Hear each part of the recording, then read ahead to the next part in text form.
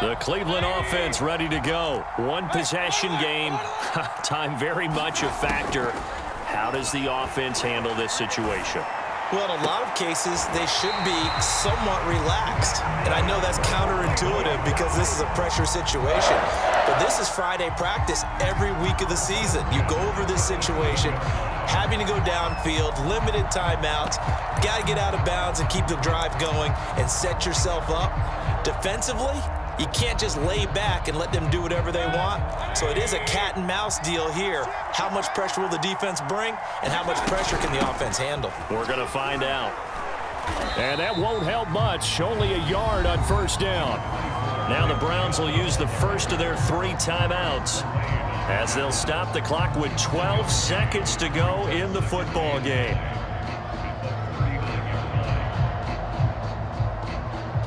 Now it's 2nd and 9.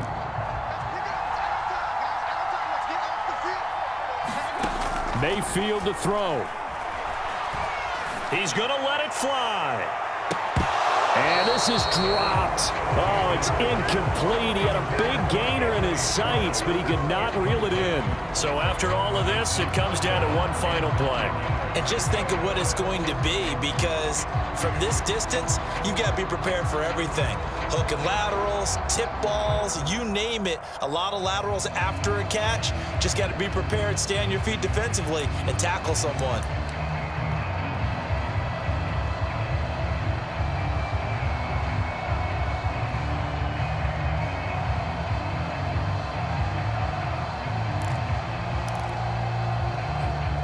So they'll quickly now signal for the timeout. And it's definitely not looking good, but at least they'll have one final play to hope for that miracle and get them in the end zone.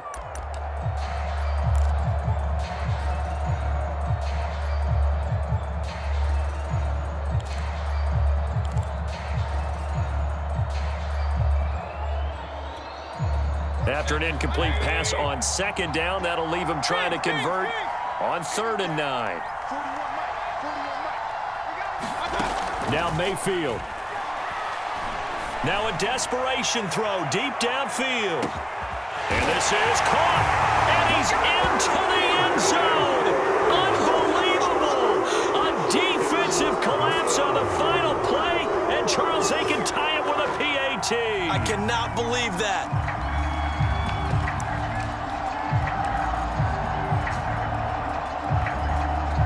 Now for the all-critical extra point.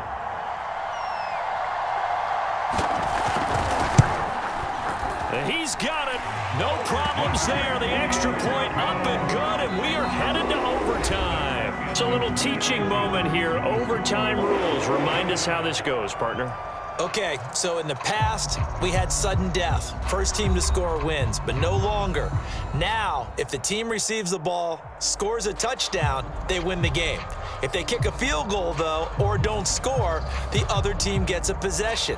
And after both teams get a possession, then we're into sudden death. First team to score wins the game. So a tie ball game here as the kick's away. This fielded right at the goal line. And a decent return out to the 27-yard line.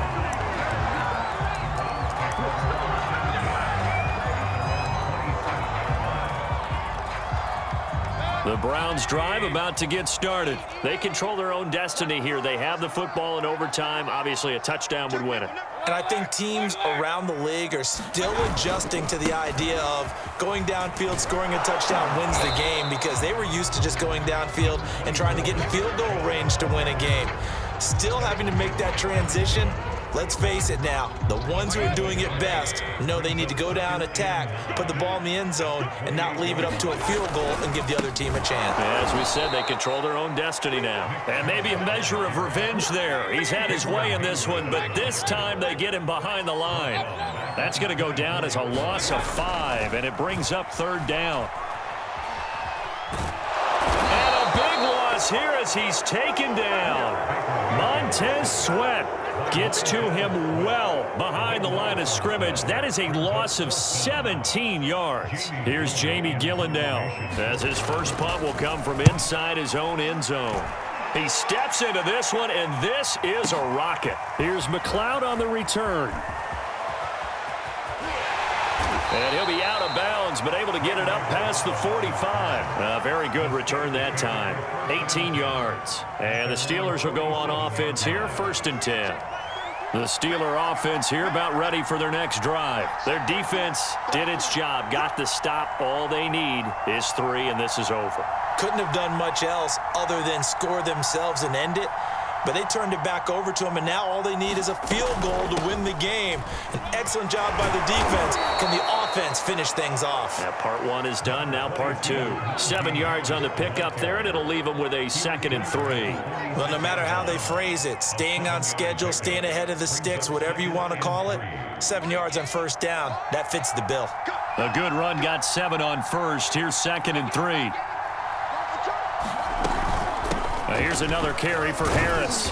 And he stopped after a gain of 1. Not enough. Still a yard to go on 3rd down.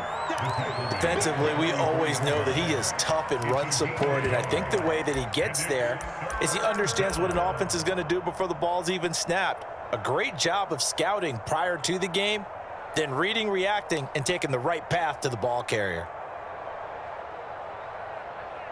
And for the Browns, a nickel set here on 3rd down.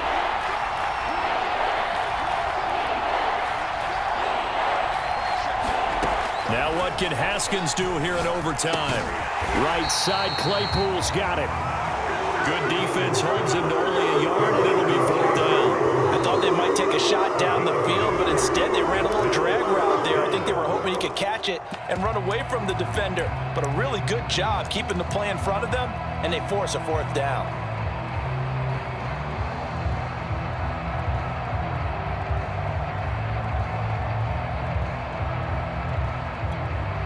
A big call here in overtime. They're going for it on 4th down.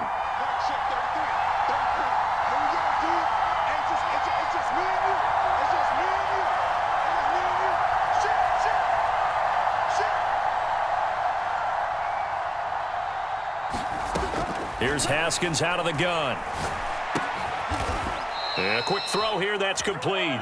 And they will touch him down, but not before he gets the first. Well, we kind of looked at each other as they decided to go for it, but in the end, great execution, a 6-yard gain, and it all works out. On 1st down, it's Harris.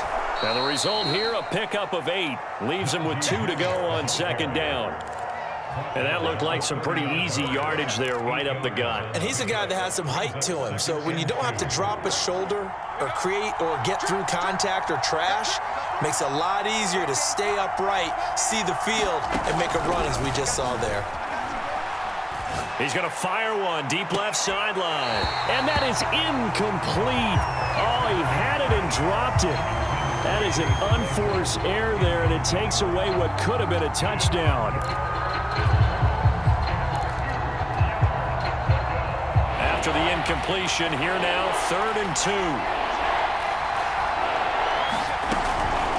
A run with Harris out of the shotgun. And he gets the 1st down here as he's taken down at the 24.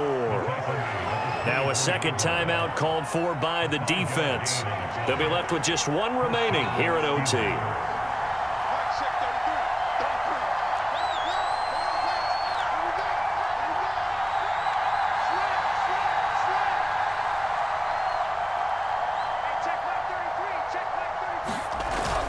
This is Harris.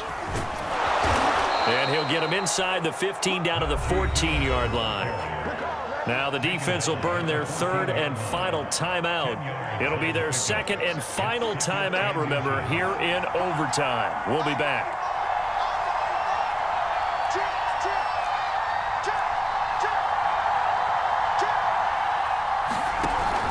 On 2nd down, this is Harris. And they'll bring him down at the 13-yard line.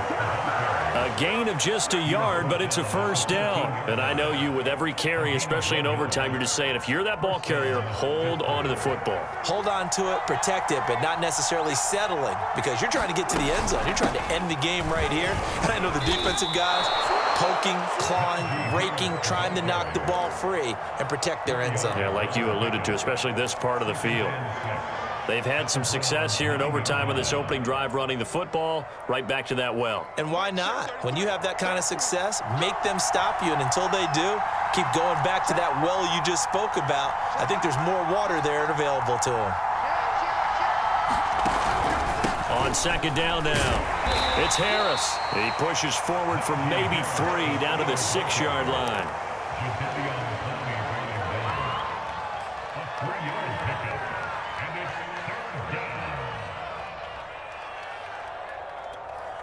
Now the timeout comes here in the waning seconds of this overtime as we could be set up at long last for a potential game winner.